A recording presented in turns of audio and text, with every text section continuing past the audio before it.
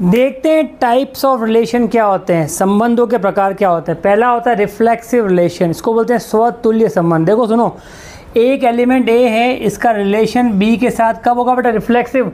जब जो रिलेशन ए का बी के साथ है वही ए का ए के साथ हो जाए, करेक्ट। जो दोस्ती मेरी किसी और से वही मेरी खुद से हो जाए, वो क्या होता है? Reflexive relation. Second, symmetric relation को बोलते हैं सममित संबंध।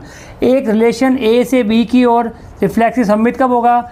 अगर जो रिलेशन ए का बी से वही बी का ए से हो जाए, करेक्ट। एग्जांपल, जो फ्रेंडशिप मेरी किसी और से वही फ्रेंडशिप उसकी मुझसे हो जाए, वो होता है आपका सिमेट्रिक रिलेशन। तीसरा है ट्रांजिटिव रिलेशन, संक्रामक संबंध। ए का एक एलिमेंट ए है, इसका रिलेशन बी के साथ है। एक मुझे मानना पड़ेगा, बी का रिलेशन मान लो सी के साथ है, तो इससे अगर ए का रिलेशन हो जाए सी के साथ तो ये बन जाता है आपका ट्रांजिटिव रिलेशन। मान लो मैं हूँ किसी और का फ्रेंड और वो है किसी और का फ्रेंड, अगर मैं उसका हो जाऊँ फ्रेंड थर्ड पर्सन का, तो वो क्या हो जाएगा? आपका ट्रांजिटिव रिलेशन को बोलते संक्रामक संबंध, करेक्ट। एक रिलेशन कब होता है बेटा? इक्विवेलेंट कब होता है? Equivalence relation, equivalence.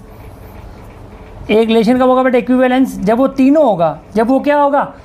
रिफ्लेक्सिव भी होगा, सिमेट्रिक भी होगा, ट्रांजिटिव भी होगा। अगर एक रिलेशन तीनों है, रिफ्लेक्सिव भी है, सिमेट्रिक भी है और ट्रांजिटिव भी है, तो उसको बोलते हैं अपन इक्विवेलेंस रिलेशन। इसको बोलते हैं हिंदी में तुल्यता संबंध।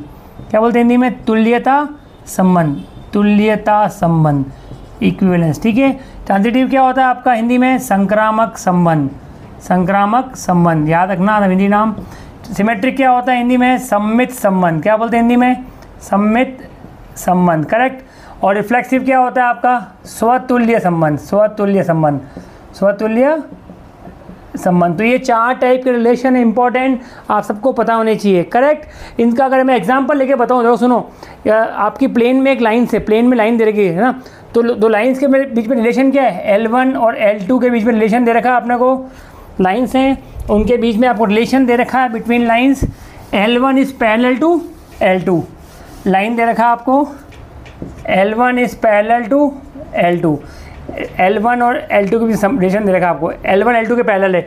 तो चेक करना रिलेशन किस प्रकार। फर्स्ट देखो, रिफ्लेक्सिव चेक करते हैं।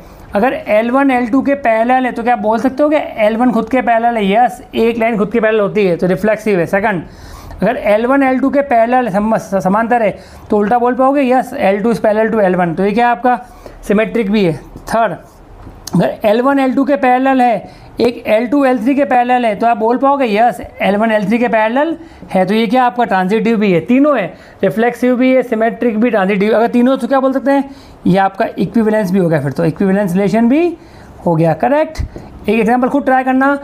L1 लाइन L2 के भी संबंध क्या है? L1 L2 के लंबवत है, इस परपेंडिकुलर है, तो बताओ संबंध किस प्रकार का है। तो इस प्रकार के अच्छे